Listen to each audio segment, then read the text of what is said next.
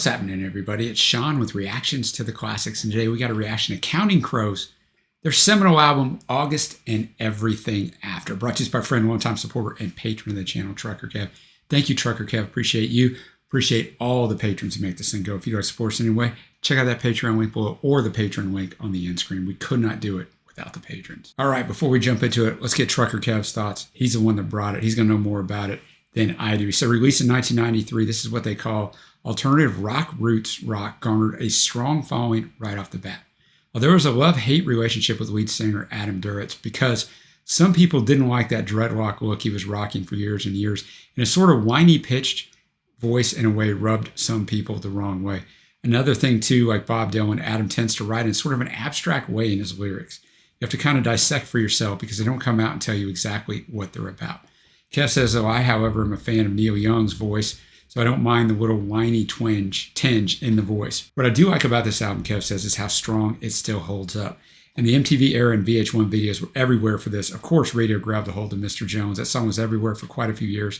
Still hear it to this day, but that's when they got a good look of him bopping around on video, dreadlocks flying everywhere, LOL. But what really makes this album stand out for me is the fact that not only is it considered what I like to say strong songwriting, the production of the great T-Bone Burnett and the rest of the band had a very tight sound. Excellent musicianship from the whole band here, and it would continue for a few albums on through the 90s. This is another one where I don't have a favorite. I put the CD on and I listen to it start to finish. He also says, so once you get used to Adam's voice, you will find there's some great songs to be found on this album. One thing that definitely stands out there, you can feel the homage to Dylan, Van Morrison, the band, and a lot of late 60s, early 70s music.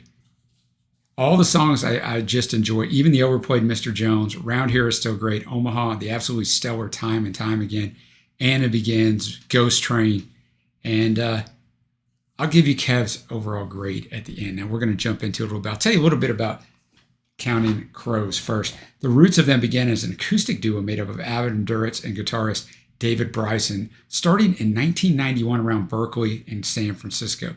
As they gained popularity, other Bay Area musicians would join them on stage, with some signing on as permanent members of this emerging band. Adam was actually in 3 bands at the time.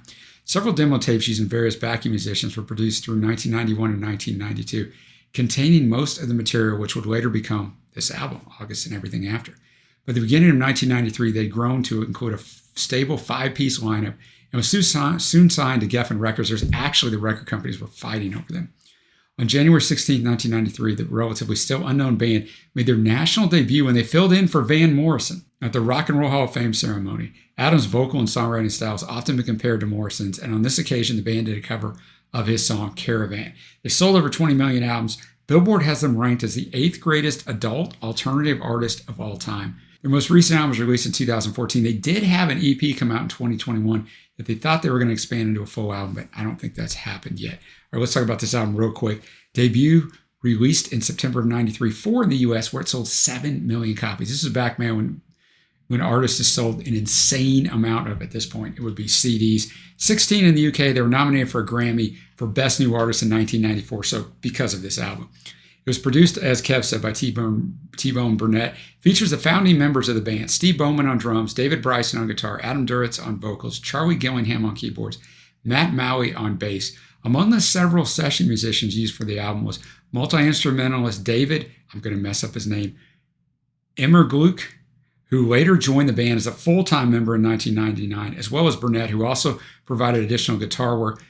Got some great backing vocalists on this. Jayhawk's founding members Gary Loris and Mark Olson are credited on background vocals, as is singer-songwriter Maria McKee, who had a big hit off the Days of Thunder soundtrack in 1990, Show Me Heaven, and is a bigger star outside of the U.S. The album cover, I never knew this, that's famous, I just didn't know it, depicts handwritten lyrics to a song called August and Everything After. But the band decided against featuring the song on the album. It was not till over a decade later that it was played as part of one of their live concerts, and the song was released on January 24th, 2019 as an Amazon original, so way later on. All tracks are written by Adam Duritz unless otherwise indicated.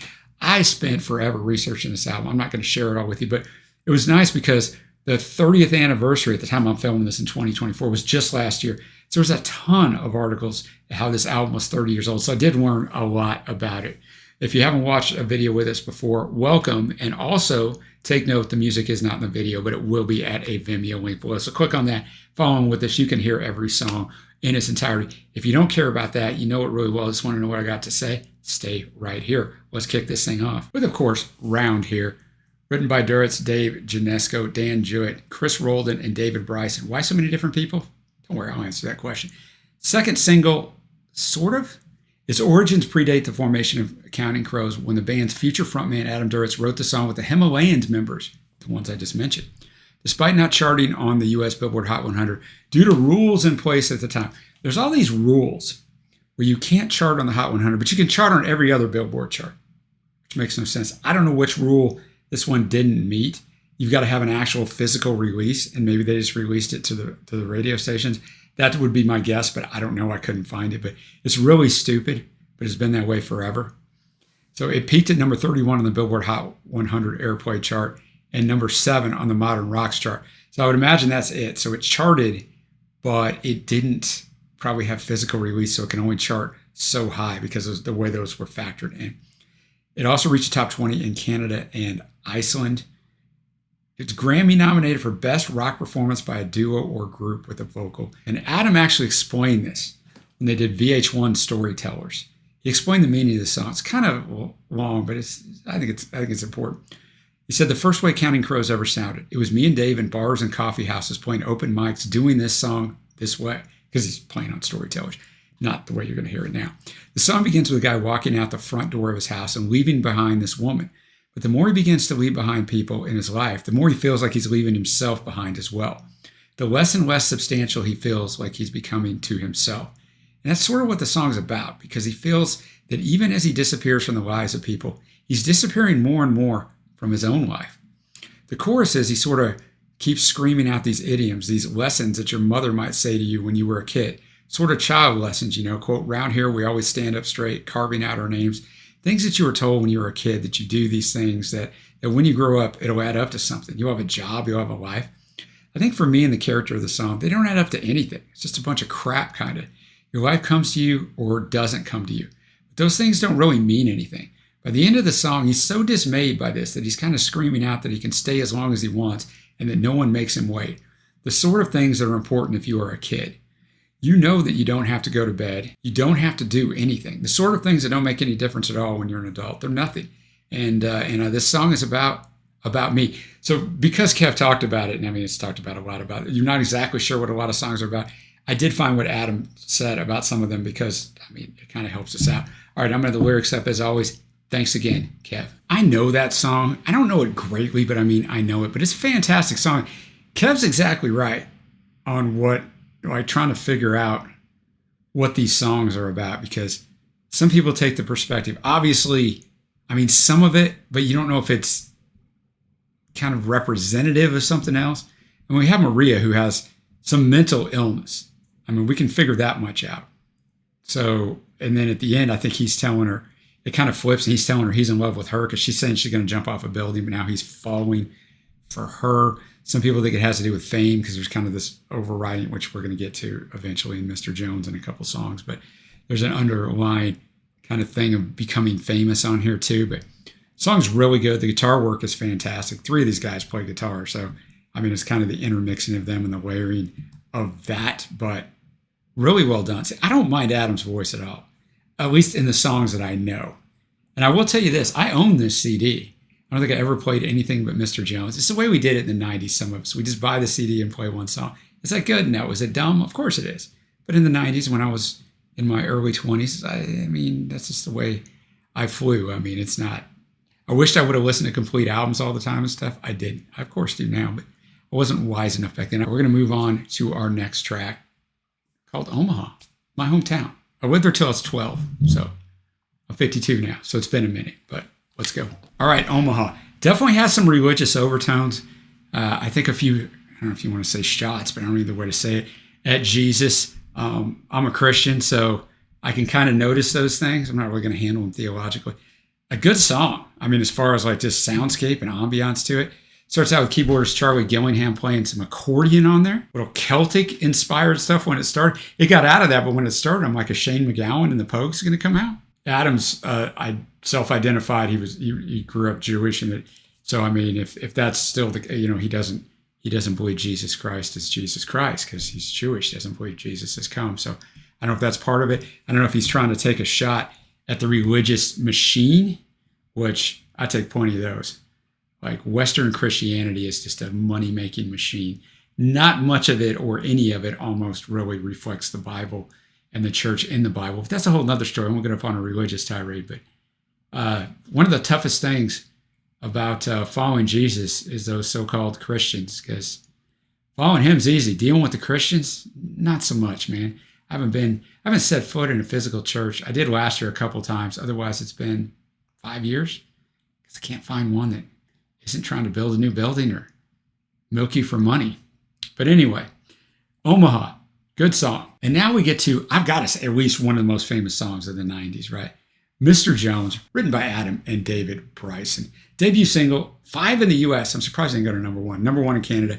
According to Adam, who was born in 1964, the song title had a hand in the naming by Jonathan Potnell of Generation Jones, a group of people born between 1954 and 1965. I've never even heard of that, like Generation Jones. There's another story to it, though, as well. The song's about the struggling musicians, Duritz and bassist Marty Jones of the Himalayas, who wanted to be big stars, believing that when everybody loves me, I'll never be lonely. Adam would later recant these values. Some believe the song is a veiled reference to the protagonist of Bob Dylan's Ballad of a Thin Man, based on the lyric, I want to be Bob Dylan. Mr. Jones wishes he was someone just a little more funky. According to Duritz on VH1 Storytellers, I already talked about that earlier in the first song around here, it's really a song about my friend Marty Jones and I. We went out one night to watch his dad play. His dad was a flamenco guitar player who lived in Spain, and he was in San Francisco in the Mission playing with his old flamenco troupe.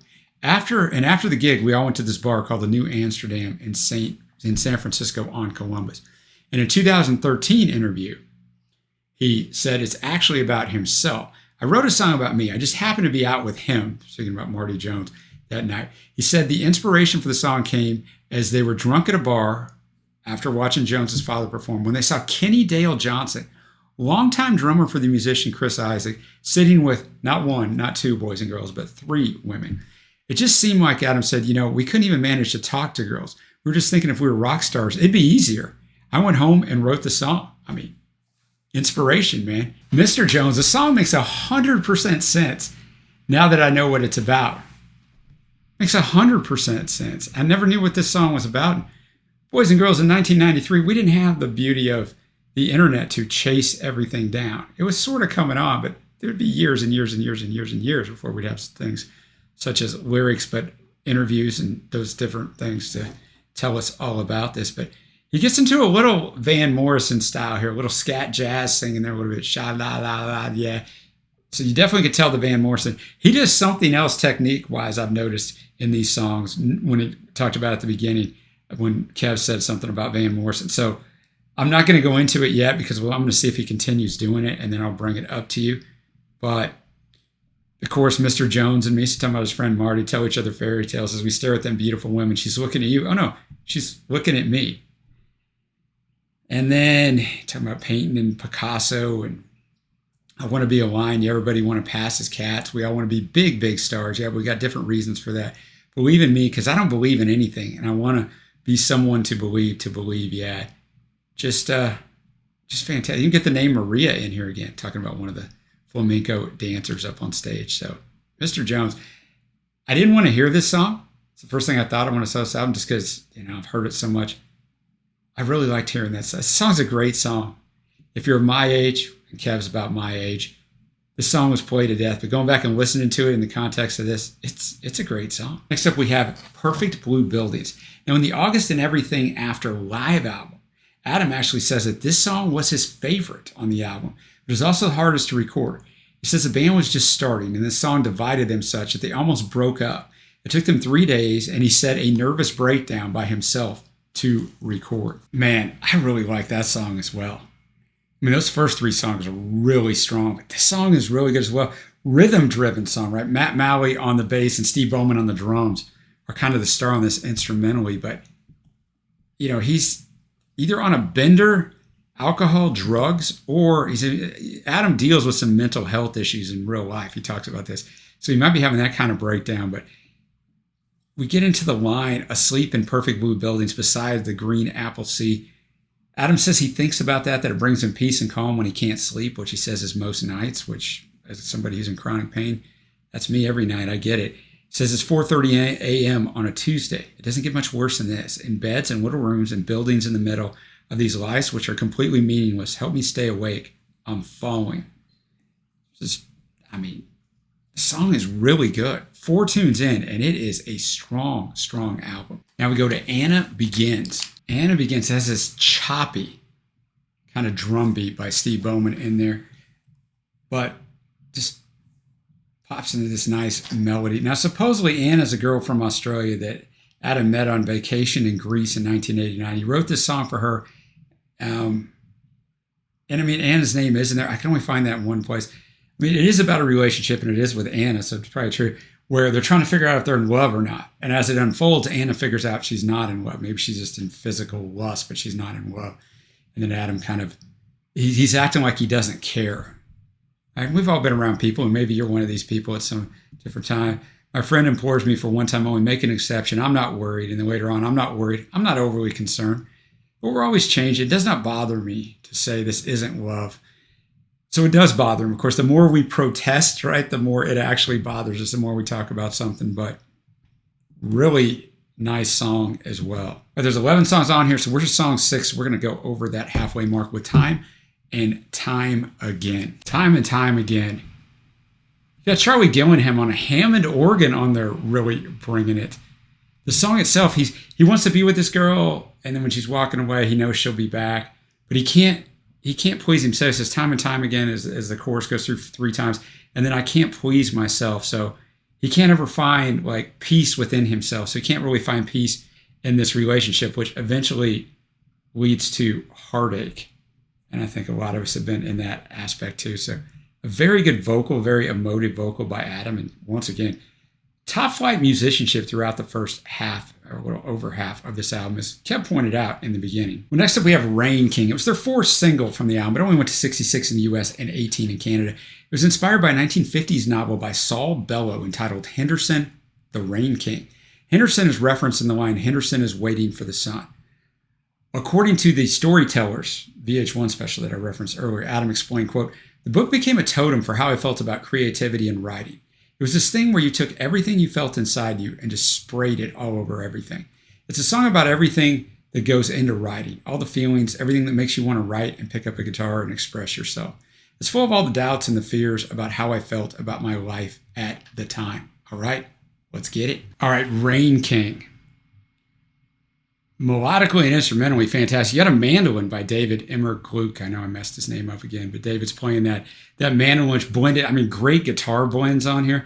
The song, I think Adam is, he shares a little bit about in that quote from Storytellers, but I think it's about trying to find your place in life, right? You're over here, no, you're over there. Maybe you don't even want to know where it is. You don't want to put yourself in any sort of path, right? You want to be able to do kind of whatever you want, but he's trying to figure that out, and eventually he's just the Rain King. We got 4 songs left. We got Sullivan Street. All right, Sullivan Street. Boy, Adam sounded fantastic on that, right? His vocals were fantastic. He held that note towards the end. Man, he's bringing it. Right? Kind of had that twangy guitar and then just topical piano, right? Just a piano going through. An ode to lost love, but kind of a lost love that he chose. Because I did find something he said. He said the subject of the song is, quote, my last girlfriend for the first month and a half that we were going out, her mother was living with her, and her mother's very Catholic. We couldn't spend the night together. So I was constantly making these drives in the middle of the night. Very surreal, 4 a.m, falling asleep. I really believed in the relationship, but when I was writing the song, the lyrics came out, pretty soon I won't come around. It wasn't what I wanted. I didn't want it to end, but there it was. It was about the inevitability of leaving. This is a very, serious, I don't want to say depressing album, but a real world album. But I thought that song was fantastic. And the last 3 songs, the backing vocalists, the guys from the Jayhawks and Maria McKee have come in a lot more. I just have not brought it up. All right, we got 3 songs left. Let's go with Ghost Train. Ghost Train. I was going to say it's my least favorite song on here, but I don't know, man. If we got into the second half of it, the more I was. I mean, I don't have a least favorite song on here, but you've got to pick a least favorite song at some point. I mean, I'm not going to, but I'm like, something's got to be your least favorite. I don't know, man. This song was awfully good too. We had an organ on there, but a great guitar melody in there. A more abstract songwriting song, something that Kev referenced in the beginning about a lot of these songs. This one is definitely more abstract. I'm not even going to go into what I think it means. I have an idea, but it doesn't really matter. Just sounded nice. Our penultimate track, Raining in Baltimore. Adam explained that it was written about feeling lost. He was born in Baltimore, Maryland, but his family moved away when he was 3 years old. They would visit his grandmother in Baltimore over several summers in his youth. His family moved, so he felt he wasn't from any specific place. He said, when I'm 50 miles east of Baltimore, it's like 50 miles east of where I come from, which is blank to me. It's a way of being lost. Somehow in all these years of traveling around the world, I've only managed to be 50 miles east of the place I was born, and I don't even know what it means to be there. He originally wrote this song, interestingly enough, for Bonnie Raitt. He said, I had a friend, Bonnie Simmons, who was close friends with Bonnie Raitt. She used to go through all the cassette tapes fans sent Bonnie Raitt and find songs for Bonnie on the thousands of tapes. She actually found something to talk about. If you're a child or of the 90s, you're going to know that song. That song was on repeat everywhere in one of those boxes. And when I was younger, I used to help her with that. Bonnie Raitt was one of the first professional musicians I met, and she was very kind to me. I actually wrote this to give to her. He also said that he wrote this after learning of the death of his grandmother, who lived in Baltimore, as I mentioned just a minute ago. He was on tour with the Crows in Australia at the time and wrestled with the decision to return to Maryland. I realized I've been putting work before everything forever, he told the Baltimore Sun in 2010. At 6 in the morning, I called American Airlines and said, you got to find me a way home. The only part I don't know if that quote is taken out of context. They might have been touring in Australia, but remember, this was their debut album. So I don't know why they would have been touring in Australia because this album hadn't even come out yet. They probably wouldn't have traveled all the way to Australia, but what do I know, man? Maybe you know. You can answer in the comments below. I was a little hesitant to share that quote, but I thought it's a good story, so it's possible, but take it for what it could be. Raining in Baltimore. I thought this song was absolutely fantastic with just Adam and the piano, just telling a story. I mean, I told you about it at the beginning, but I mean, it's also a story of loneliness, of isolation, which a lot of this album is about. And he's just talking about, I need a phone call, I need a raincoat, I need a big love, I need a phone call. The isolation of living alone. He gets into it in the next verse. These train conversations are passing me by, and I don't have nothing to say. You get what you pay for. In other words, be careful what you wish for. But I just had no intention of living this way in solitude and isolation forever. Right? He painted himself into a corner, and he can't get out of it. He's talking about living 3,500 miles away. So he's probably talking to a girl there who moved from the Baltimore area to California where he's living now. And I wish it was a small world because I'm lonely for the big towns. And he just keeps going through at the very end. I really, really, really need a raincoat. I really need a raincoat. Depression, rain, it all kind of goes together. Your life is kind of falling down. You're in a funk, right? The raincoat for the rain. A really powerful song. We're going to finish this thing out with A Murder of One. Adam says about the song's meanings, I can remember being 8 years old and having infinite possibilities. Well, life ends up being so much less than we thought it would be when we were kids. It's so true, right? If you're a kid watching this, don't listen to me. But with relationships that are so empty and stupid and brutal. That's, I think, why we try, those of us who have kids, try to keep our kids innocent. You know, people tell them, you got to get them tough for the world. And my philosophy's always been, my kids were definitely not innocent because they dealt with health issues and different things growing up. I didn't shelter them from everything. But there's no use purposely putting them out there because don't worry, man, this life and the people of this world will beat them up soon enough, right? You don't need to contribute to it. All right, into soapbox. If you don't find a way to break the chain and change in some way, then you wind up, as the rhyme goes, a murder of one for sorrow. Murder is a term used to refer to a group of crows. The band's name, Counting Crows, and a line from the song are both references to an English divination rhyme that came from an old superstition. A Murder of One, wow. Another great song, man. Even gets their name in there. Starts with that poem that kind of gets their name in there. Well, I dreamt I saw you walking up a hillside in the snow, casting shadows on the winter sky as you stood there counting crows. 1 for sorrow, 2 for joy, 3 for girls, and 4 for boys. 5 for silver, 6 for gold, 7 for a secret never to be told. There's a bird that nests inside you, sleeping underneath your skin. Yeah, when you open up your wings to speak, I wish you'd let him in. I read you all that because, that's poetry, but Adam writes music like a poet. Not all music is poetry. Most music's not poetry. Most songs are written as songs, right? Yes, they're a poem to a certain extent, but he goes more for the Dylan-esque type of poetry. And at first I thought it was about a broken relationship, and I think it is sort of. It's also about trying to be something better than you are now, trying to be something better than yourself. But fantastic arrangement. Adam sounded great. Great way to end this album. Okay, now we're going to come to my favorite tracks. And this is going to be challenging.